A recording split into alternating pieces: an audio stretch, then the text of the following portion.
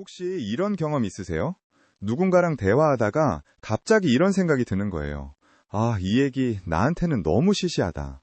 근데 그 말을 차마 못하고 그냥 웃고 있는 자신을 발견하는 그 순간, 불편하고 약간 외롭고 동시에 내가 뭔가 이상한 건가 싶고, 오늘 이야기가 바로 그거예요.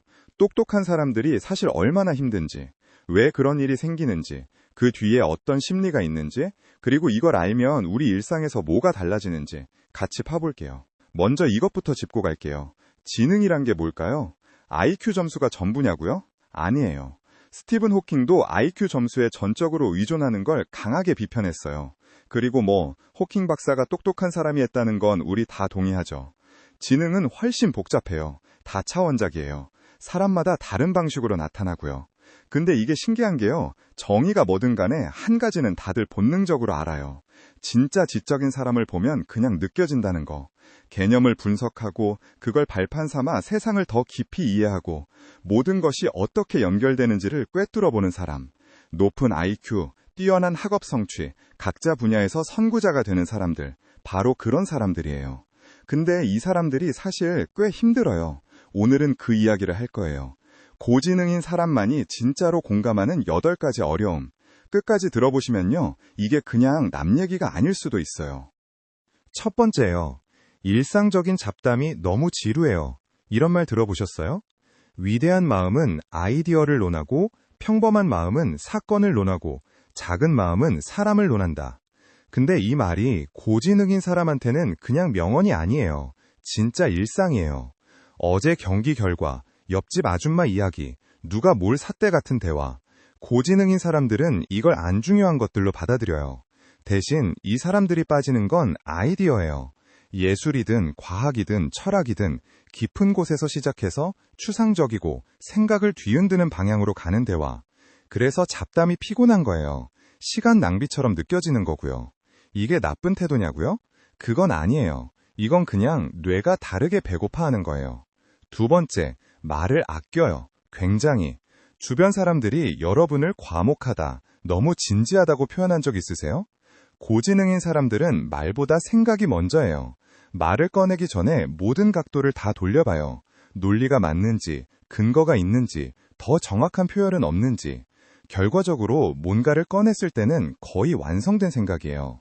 근데 그 과정에서 침묵이 길어지고 그 침묵이 이 사람 왜 이래?로 읽히는 거예요. 그리고 그 인상이 세 번째 어려움으로 연결돼요. 사실 이게 가장 많이 오해받는 부분인데요. 사회적으로 어색해요. 소위 어색한 천재 클리셰, 영화에서 많이 봤죠?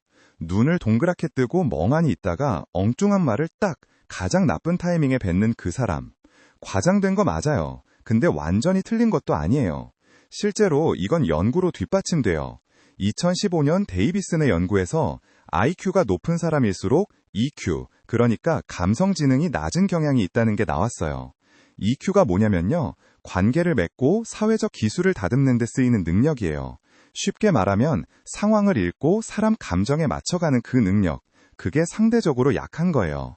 인생은 트레이드 오프예요. 한쪽이 크면 다른 쪽이 작을 수 있어요. 그게 이 사람들이 겪는 현실이에요. 아직 따라오고 계시죠? 네 번째로 가볼게요. 진짜 친구를 사귀는 게 어려워요. 이게 솔직히 좀 아픈 이야기예요.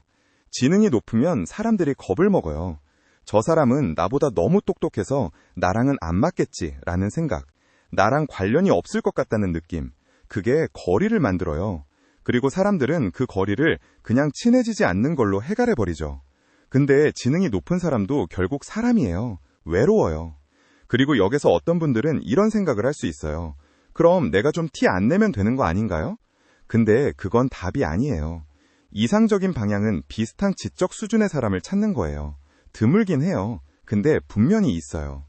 다섯 번째 어려움, 밖에 잘 안 나가요. 생각해보면 당연한 흐름이에요. 잡담이 지루하고 친구 사귀기가 힘들면 사회적 상황 자체가 스트레스가 돼요. 그 스트레스를 피하다 보면 자연스럽게 공부나 일 속으로 파고들게 되죠. 일이 편하니까요. 거기선 논리가 통하니까요. 근데 이게 계속되면요. 삶의 균형이 무너져요. 일과 사회적 연결 사이의 균형이 심하게 기울면 과로, 불행, 그리고 낮은 자존감으로 이어질 수 있어요. 아무리 학문적 성취를 즐기더라도요. 이건 성격 문제가 아니에요. 구조적으로 생기는 결과예요. 여섯 번째, 분석이 너무 과해요. 분석에 의한 마비라는 말 들어보셨어요? 생각이 너무 많아서 오히려 아무것도 못하게 되는 상태예요. 고지능인 사람들에게 이건 일상이에요. 결정을 내리기 전에 모든 각도를 다 뒤집어 봐요. 찬성 의견, 반대 의견, 그 사이 어딘가에 있는 또 다른 가능성. 입력이 너무 많아서 출력이 막히는 거예요. 말 한마디 하기 전에 그 말을 뒤집어 보는 것처럼 결정 하나 내리는 것도 똑같아요. 우유부단하게 보이는 게 아니에요. 너무 많이 보이는 거예요. 자, 여기까지가 외부와의 관계에서 생기는 어려움들이었어요. 이제 안으로 들어가 볼게요. 일곱 번째, 머릿속이 항상 굶주려 있어요. 고지능인 사람은 지적 자극이 필요해요. 계속, 뇌가 끊임없이 뭔가를 씹고 싶어 하는 상태예요. 새로운 발견, 뇌를 쓰게 하는 것, 생각의 근육을 늘리는 것, 이게 있어야 생동감을 느껴요. 반대로 말하면 이미 풀린 문제들, 반복되는 일상 루틴들은 너무 빨리 식어요. 이미 해봤어, 이미 알아의 영역이 너무 빠르게 넓어지는 거예요. 그래서 다음 걸 찾는 여정이 점점 고된 탐색이 돼요. 지치는 방향으로 똑똑한 거예요. 그리고 마지막 여덟 번째, 성공해야 한다는 압박에 짓눌려요. 이걸 표현하자면 뭐랄까요? 직접적인 압박이 아니에요. 뭔가 더, 공기 같은 것. 친구가 아무 생각 없이 던진 한마디. 이번에도 장학금이야? 역시. 또는 이번 달도 최우수 직원이라며? 한턱 내야지. 그 순간 머릿속 어딘가에서 목소리가 들려요. 이게 내 자리야. 여기 있어야 해. 항상. 그 목소리가 쌓여서 완벽주의가 되고 실패에 대한 과도한 두려움이 돼요. 단순한 기대가 아니에요. 계속 증명해야 한다는 강박이에요. 그 무게가 얼마나 무거운지 주변 사람들은 잘 몰라요. 잠깐, 사실은. 근데 지금 이런 생각 드시지 않나요? 이게 다 내 얘긴데, 그래서 나 어떡해요? 맞아요. 그 질문이 딱 이 지점에서 나와야 해요. 알아요. 다 아는 것 같고 빨리 처리하고 깊이 생각하는 능력.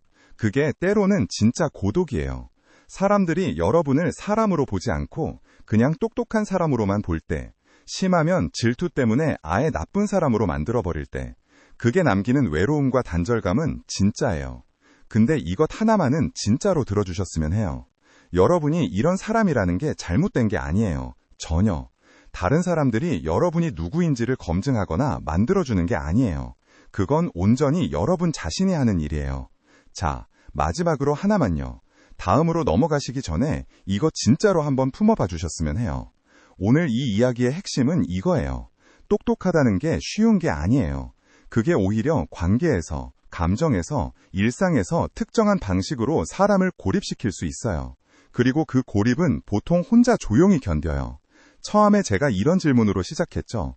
대화하다가 문득 이게 나한테는 너무 시시하다 싶었던 그 순간, 기억하세요? 이제 그 순간이 조금 다르게 보이지 않으세요? 그 느낌이 오만함이 아니었을 수도 있어요. 그게 그냥 여러분의 뇌가 다른 방식으로 배고픈 거였을 수도 있어요. 그리고 그걸 이해해주는 사람을 만나지 못했던 것뿐일 수도 있고요. 그렇다면 이 질문을 가지고 가주세요. 나는 지금 내 지능 때문에 연결되고 있나요? 아니면 단절되고 있나요? 그리고 그 방향이 내가 진짜 원하는 방향인가요?